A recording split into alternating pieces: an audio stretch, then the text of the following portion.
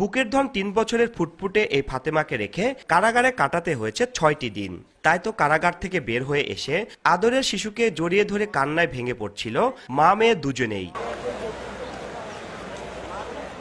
মঙ্গলবার দুপুর থেকে বাবার সাথে আদালতে ঘুরছে ৩ বছরের শিশু ফাতেমা। সবারই অপেক্ষা ফাতেমার মা খালেদার জন্য। আদালত থেকে জামিনের আদেশ পাঠানো হলো কারাগারে। বিকেল থেকে সন্ধ্যা পর্যন্ত জেল গেটে দাঁড়িয়ে অপেক্ষা বাবা ও মেয়ের। কখন কারাগার থেকে বের হবেন মা, সেই প্রতীক্ষার প্রহর যেন শেষ হয় না ছোট্ট শিশু ফাতেমার। অবশেষে অপেক্ষার পালা শেষ করে কারাগারের গেট দিয়ে বেরিয়ে এলেন খালেদা পারভিন। এসেই বুকে জড়িয়ে ধরলেন তার আদরের শিশু ফাতেমাকে। বুকের ধন ৩ বছরের ফুটফুটে এই ফাতেমাকে রেখে কারাগারে কাটাতে হয়েছে ৬টি দিন। তাই তো কারাগার থেকে বের হয়ে এসে আদরের শিশুকে জড়িয়ে ধরে কান্নায় ভেঙে পড়ছিল মা মেয়ে দুজনেই। এনজিওর করা মামলায় ঈদের আগের দিন ৩ বছরের শিশু কন্যাকে রেখে কারাগারে যাওয়া সেই খালেদা পারভিন মঙ্গলবার সন্ধ্যায় কারাগার থেকে মুক্ত হন। বেসরকারি এনজিও সংস্থা উদ্দীপন থেকে ঋণ নিয়ে তা সময় মতো পরিশোধ করতে না পারায় তাদের করা মামলায় ঈদের আগের দিন ১০ এপ্রিল বিকালে গ্রেপ্তার করে কারাগারে পাঠানো হয় গৃহবধূ খালেদা পারভিনকে। গ্রেপ্তারের সময় উল্লাপাড়া মডেল থানা চত্বরে ৩ বছরের শিশুকন্যা ফাতেমাকে রেখে পুলিশ ভ্যানে ওঠার মুহূর্তে মা মেয়ের কান্নার এক হৃদয় বিদারক দৃশ্যের সৃষ্টি হয়। আর সেই মুহূর্তের চিত্র তুলে ধরে ১০ এপ্রিল প্রতিবেদন প্রকাশ করে সময় সংবাদ। প্রতিবেদনটি প্রকাশের পরই মুহূর্তে তা ছড়িয়ে পড়ে সামাজিক যোগাযোগ মাধ্যমে। ছোট্ট শিশুর কান্নাজড়িত মুখ হৃদয়ে দাগ কাটে দর্শকদের। প্রতিবেদনটি প্রকাশের পর ওই আসে তিনি কারাগারে বন্দী খালেদার ঋণ পরিশোধ আইনি সহায়তার হাত বাড়িয়ে দেন।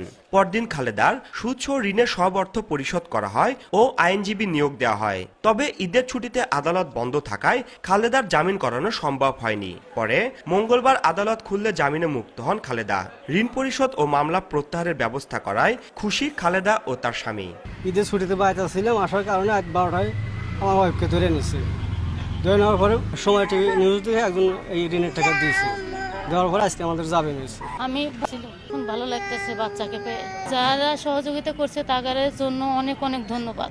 উদ্দীপন এনজিও লিগ্যাল অ্যাডভাইজার জানান, সুদসহ ঋণের সকল অর্থ পরিশোধ করা হয়েছে। এজন্য আমাদের প্রতিষ্ঠানের পক্ষ থেকে মামলাটি প্রত্যাহারের সব ব্যবস্থা নেওয়া হবে। আর এমন মামলা থেকে মুক্ত হয় মানবাধিকার জয় হয়েছে বলে জানান খালেদার আইনজীবী। এটা ৪০৬, ৪২০ ধারার মামলা। এটা একটা নন ভ্যালুয়েবল সেকশন ছিল, যার কারণে বিজ্ঞ আদালত ঈদের আগে আমাদের জামিন কনসিডার করে নাই, বন্ধ ছিল যেহেতু। ঈদের পরে আলহামদুলিল্লাহ মোসাম্মদ খালেদা বেগমকে জামিন করেছি। এজন্য আমি খুবই খুশি, আনন্দিত। সময় সংবাদে প্রতিবেদন দেখে খালেদার পরিবারকে স্বাবলম্বী করতে অনেকে তাদের আর্থিকভাবে সহায়তা করতে এগিয়ে এসেছেন। খারাপ লাগার কারণে আমি ১৪ তারিখে আসছি, উকিলের সাথে কথা বলছি, মৌরির সাথে কথা বলছি। আলহামদুলিল্লাহ সবাই সহযোগিতা করছে। আমরা আজকে জামিন করানো গেলো যারা দাদন ব্যবসায়ীদের মতো করে এগুলো কোনোভাবে উচিত না। মানুষের সহযোগিতার নামে ওনারা যে অমানবিক কাজগুলি করছে এটা কখনো ঠিক হয় না। ঈদের ২ দিন আগে এই ছোট একটা বাচ্চা, এই বাচ্চাটাকে রেখে তার মা জেলে যাওয়া, এটা খুবই অমানবিক। উদ্দীপন নামের একটি এনজিও থেকে ২ বছর আগে ৩০,০০০ টাকা ঋণ নেন সিরাজগঞ্জের উল্লাপাড়া উপজেলার চর দমদমা গ্রামের দিনমজুর ইব্রাহিমের স্ত্রী খালেদা পারভিন। বেশ কয়েকটি কিস্তিতে খালেদা ২০,০০০ টাকা পরিশোধ করলেও বাকি টাকা পরিশোধ করতে না পারায় মামলা করে ওই এনজিও। রিঙ্কু কুন্ডু, সময় সংবাদ, সিরাজগঞ্জ।